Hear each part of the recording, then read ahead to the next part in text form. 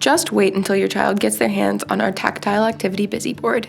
With so many experiences to explore, your child will spend hours pulling, gripping, and messing around with the various beads, ropes, tubes, and gears. As they play, the various activities on the board will help them build motor skills and absorb essential sensory input. The Tactile Activity Busy Board is designed to be a good-looking and inviting piece of interactive furniture for sensory rooms, waiting rooms, and early education classrooms.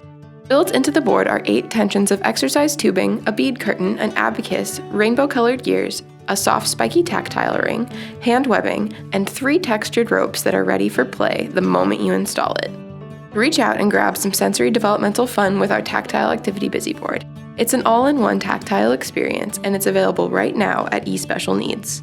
For more information on the Tactile Activity Busy Board, or to purchase one yourself, check the links in the description of this video and visit us at eSpecialNeeds.com. If you found this tutorial helpful, give this video a like and subscribe to our channel for more content like this. Thank you for watching!